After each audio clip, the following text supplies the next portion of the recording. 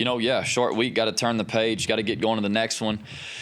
Sometimes that's the best thing you can do if you can get over it, and that's the thing that you got to do. Talk to our team about going in the last game. The reality of it is we were trying to fight for a bowl game, and that's what we want for our seniors, for our team, to get one more opportunity, to earn one more opportunity to play together. That's still in front of us. So this week is important, just like last week was. And no matter how bad you felt after the game, we're in the same position. We got to find a way to go out here and go win some games down this final stretch with the last three, and do something that I think our seniors deserve. They deserve an extra game. They deserve a bowl and that opportunity. So we got to go work for it this week. Told our teams, told them this exactly. Georgia Southern's coming in here with the exact same issue, right? Last week they're playing a game at home. They lose in the fourth quarter, give up a lead. They're feeling the same way we are. So, you can sit and sulk, but nobody really cares about our excuses for sure. And the reality of it is that we're going to either have what we want in the end or we'll have excuses why we don't. And we're going to keep working to go get the results that we want. So this week we're back at it. Getting ready for a Georgia Southern team that's a little different than maybe some of the other teams that we've played. Offensively, they're playing really, really good. I think their defense has really they do a good job. They get critical stops when they need to. Certainly last week, I'm sure they don't feel that way. But when you watch the games, they kind of bend but don't break. The Old Dominion game, they forced a bunch of turnovers. They're scrappy, and they have a lot of guys that have played a long time there that have won a lot of football games at Georgia Southern. So, we got a group coming in here that we know is hungry. They're fighting for the same things we are. Their final stretch isn't easy either, and they know they got to get another one to get to a bowl game. So, it's going to be competitive. You're going to have two teams that are scrapping for it, that really want it, and, you got to handle these short weeks the best. So that's what we're going to try to do. Coach, Zion talked Saturday night about having a 24-hour rule. You can dwell on it for 24 hours, then you just got to let it go and move on. With that being said, how was practice yesterday? This team impresses me more and more, I think, every week. Obviously we come in here earlier. I get up here early yesterday, and the whole day, you're kind of thinking, all right, what are we going to need to say, kind of get them going, to kind of motivate them, get them to understand, that we got to move on.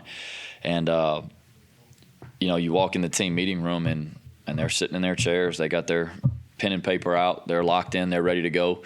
It's business as usual. So, they did a great job last night. They showed up. We go through the tape like we always do. They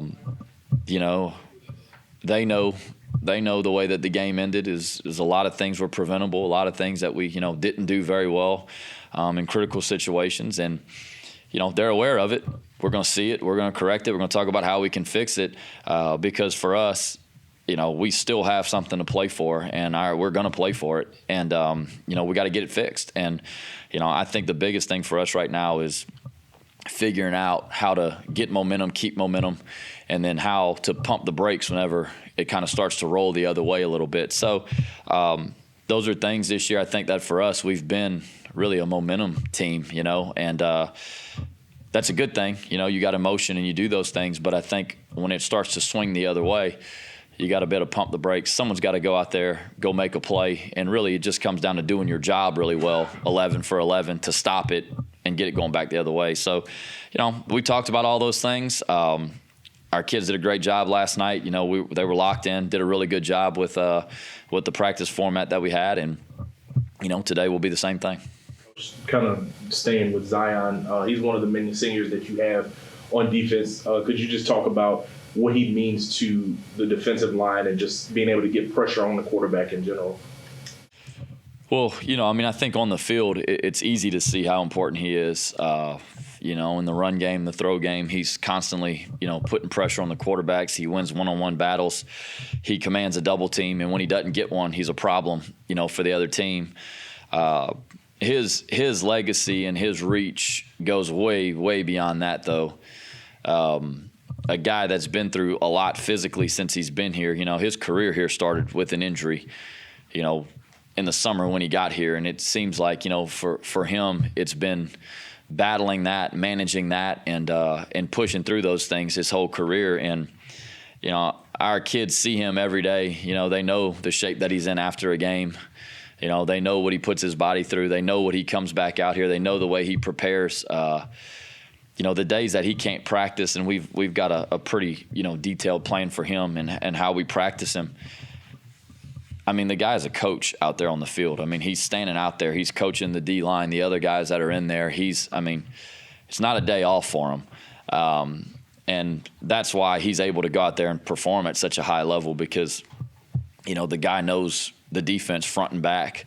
I've always said this, if you can teach it, then you really know it and understand it. And he can teach it. And, I'm proud of the kid because, he's one of those guys I wasn't sure if he could do it anymore, and this spring decided to go out there and go do it one more time, and I know that he's happy that he did now. Coach, going back to the previous question, you talked about how the way the game ended was a lot of preventable things. From a coaching perspective, is it easier to address those issues than when you maybe get outplayed by an opponent? Hell, I don't know. So you always go back, you go back through it, and it's like, maybe you feel a little bit better if you get your butt kicked, and, there's nothing you can do about it. But no, yes, it is a good thing that it's correctable, fixable things. It's frustrating. I think that's what hurts the most, and that's what's the most disappointing. If it's a lack of effort, intensity, you can get in there and you can roll them up and do what you got to do and get after, guys for not playing the way they need to play. That's not the case. I think that a lot of times it's probably us just trying to maybe do too much. When it starts to kind of slide, the momentum starts to slide. It's instead of doing your job and being where you're supposed to be and doing it really well, if I do this, then I can make this play. And that you can't do that. It's 11 for 11 football, and you have to be that way.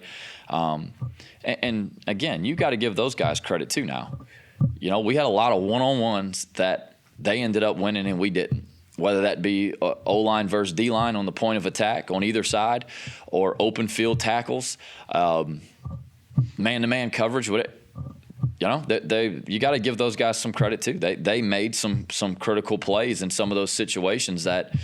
We make one or two, we're sitting here talking about a totally different story. I'm sure people are still saying we didn't play good enough, but, it's the reality of it. The results are what you always want. And you gotta make the plays. You got to do your job. And that goes to everybody. That's everyone in the organization. So, for us, it's frustrating because the kids are playing their tails off. They're playing really hard. I guess more than anything than frustrating, it's disappointing for them. It really is. There's a lot of things. If they didn't do it the right way, if they didn't work hard, if they didn't show up every day and do it the way we ask them to do it, you could say, well, all right, this is what we got to, this is why we're not winning. We don't deserve to win. It's just we got to just find a way to win the games in the end. Should the expectation then be that, 9 games in, that whether it's Eric Garrer or Ben, a quarterback, like, hey, don't try to put too much on yourself. You got 10 other guys around. Should the expectation be by this point in the year that they're not doing that anymore, or how does that work? Well, I think it's always hard because I think when you have competitive guys, they always want to make a play. And I feel this way when you're not getting the results that you want, right? When the big things, the wins are not coming, it's not something extraordinary that you go back and go do. You don't go back and blow the whole thing up. You don't go back and tell someone, all right, well, this is what you've been doing for 4 years. You need to play this way. You go back to the small things and the basics and the details that you do well, and you do them better. That's the only way that I know to do it. And that's what we talked about. I think it's easy to say, well, they should know that by now, that they just need to play within the system. But when the bullets are flying and the game's on the line, the competitor in you feels like I can make this play, and if you do, you're a hero and everybody's happy. And if you don't, then it's one of those things that ends up hurting you. So, it's a fine line you got to walk between trying to get them to play within the system and the way you want them to do it, and letting them compete. And, you got to try to continue to educate them and show them when, hey, this is a good opportunity to take this chance, this, shot, whatever it is. And this is when we should probably, be a little smarter and just kind of do your job here and make sure that we keep it in front or check it down. I mean, whatever the case may be. So what do you do with the kicking situation now? And is Ben healthy enough to start Thursday? He's good. Yeah, I mean, right now, he is. With the kicking situation, I mean, it's not like it's just been Kenny's job and then that's it. I mean, every week we kick and every week we chart. And, the first one was tipped, which is something that you got to get fixed because when it's on tape, I mean, it's going to happen again. I mean, they're going to come at you again. And that's the thing, when you put something on tape, that's what football is, right? You see it, you find it, you identify it, and you find a way to attack it. So it's got to get fixed. And, to be honest with you, Southern Miss was a similar deal. We moved some things around, and these guys attacked us again and got there. So it's something that has to get fixed. And you can't there is no excuse for that. Those are points and opportunities to score points, and that's can't happen. The second one, missed. So we're going to continue to chart, continue to kick. Kenny has outkicked everybody else, since he won the job. We're going to need him to make kicks down the stretch. Certainly those field goals were huge. The other night, the 2-minute drive where we have the penalty that takes us out of field goal range was huge too. And you kind of felt the whole game. I never felt very comfortable the whole game because I knew what they have on defense and the ability they have to get turnovers, to get stops and do those things. And offensively, they just kind of started moving the ball that third quarter. The third quarter was really 2 possessions. We had one, they had one, and they both ate up half the quarter. And, you never felt real comfortable, and you kind of felt like those points were going to hopefully not, but possibly be meaningful in the end, and they ended up being. So the passing game that they have is it more complicated to play a really good passing team on a short week than just more of a defensive running team like you've been facing? And what makes their passing game so I'm shocked at how quickly they've become total running for decades, and now they're just really good passing. I think it's impressive what they've done this year. To be able to completely, not only flip the roster, right? Everybody talks about the portal and stuff, but you got to get the right guys. And they've done a phenomenal job. They spread it out. They've, Coach Helton's been coaching ball for a long time now, and coached some really good football teams. So I know his influence I'm sure is pretty heavy on the offense there. But they do they spread it around. They spread you out. They take advantage throws. Their quarterback runs the system really, really well. He came from Buffalo, I believe, if I'm not mistaken. He's won a bunch of games in his career. Buffalo in the MAC has really been one of the contenders every year. Pretty much since I've been coaching college football. So the guy's won a lot of games. I think he's a veteran. He's seasoned. He's seen a lot of different things. He makes really good decisions. And the thing to me that I think is probably undervalued for them, because everyone talks about them throwing it, is the fact that they still do run the ball effectively. I think it's 4 out of 5 starters returned on the O-line, which it doesn't matter if it's a different scheme. That's a huge component to any offense. And then you take these backs that they have. Well, the last 2, 3, 4 years they've been there, what have they done? They've pounded the rock, So when they get opportunities and they get light boxes, they're making it count. And they've gashed some big runs when you get a light box and you don't fit it right. They run through arm tackles. They're downhill. They're physical runners. So, you kind of have the merging of the past with the new and what they do, and it fits them well. But yeah, they've done a really good job putting together an offense in 1 year that scares you, to be honest with you. But is it more complicated in a short week or not? I think it is. Defenses don't typically just play, even if you play man-to-man, you still want to know the patterns that they run. You still want to have an idea of split rules, 3-by-1, 2-by-2. This guy's at number 1, this guy's at number 4. However you slice it up, you want to know the combinations that they run. So, yeah, I think it is. Run game, I think when you play a unique team that runs like unique schemes, like if you play, a triple option, things like that you don't ever see, that's obviously incredibly difficult. But most offenses that are spread, even 11, 12, they're running similar schemes, and you have stuff that's designed to stop these zone runs, outside zone runs, power, gap scheme stuff. When it's a team that throws it a lot and they're good at it, it's hard to match patterns, and especially if you play zone and you try to pattern match a little bit and you try to make sure you're getting the right guys in the right spots. Yeah, it is more difficult.